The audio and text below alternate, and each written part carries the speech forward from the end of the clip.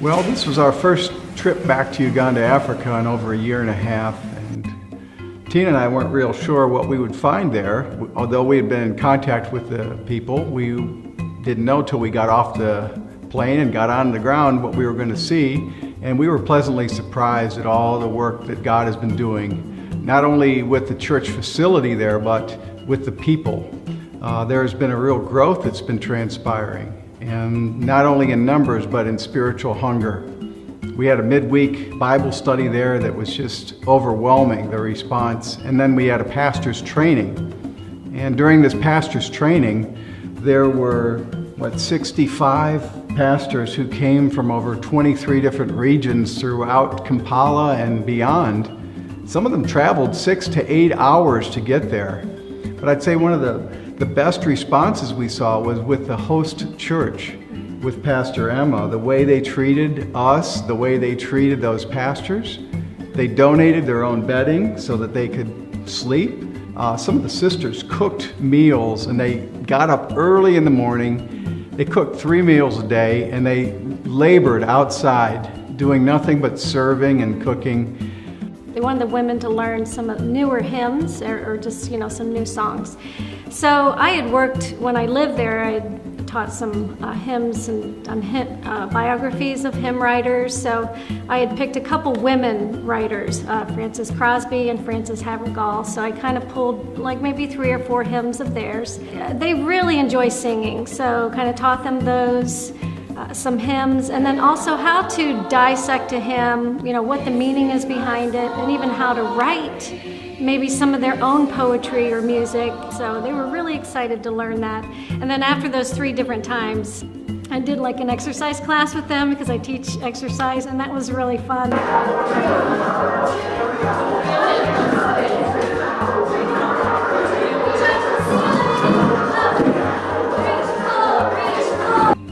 Another thing we did was we did 3 community events where we tested people's blood glucose.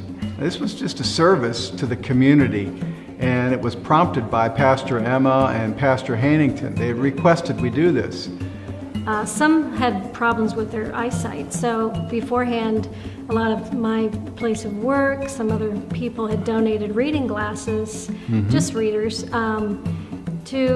to help. And so I probably had over 100 pair, and people were so happy to be able to read the Bible. Another thing that we did was we visited the community of Woblenzi, and there's a pastor there. His name is Hannington, and he has a small church that he really built himself out of sheet metal. And he's actually taken a loan from the bank and bought his own little plot of land there so he could have his own church. So it's pretty impressive. He's only 25 years old, but what a joyous congregation he has. And he is so passionate for the Lord, and he wants to learn and wants to serve. And you just see here's a person who doesn't have very many resources, and yet he doesn't care about that. He does whatever he can to serve people and to serve the Lord. And it was just a delight to get to visit his community. And by the way, his church is called Grace Bible Church and uses our same logo. And he's passionate about raising up other Grace Bible churches, which we kind of had to tell him to just take care of your own congregation at this point. But it was just nice to see his joy and enthusiasm for the Lord and for the church and for the saints. I think they felt a real connectivity, not just with Tina and me, but with Grace Covenant Church. They are so appreciative of all that the church here at Grace Covenant has done for them. Number one, they were able to acquire that piece of property because of our donations. Secondly, and that was huge just to do that, but secondly, they have started a permanent building, a permanent structure. And while that sounds like nothing here, and when you look at the structure, you're thinking, well, there's not very much done yet. But to them, that's huge, because up until that time, they were living on rented soil, and they weren't permanent. They had a temporary structure that could be torn down at any time. So now they have a permanent piece of land that they own, and they have a building that they are building. What that does is it gives the neighbors, the people around, the whole community realizes this is serious. This is a real church. They're authentic. They're not going anywhere. They're here to stay. So people come to hear what is going on here. What the people hear is the truth being preached. And that's a rarity in and of itself. You don't hear the truth at all the churches. There is so much falsehood, so much deception, mimicking things from the United States, and superstitions, that it's really a joy when people come from the community and they hear the Bible being expounded like we preach here at Grace Covenant Church.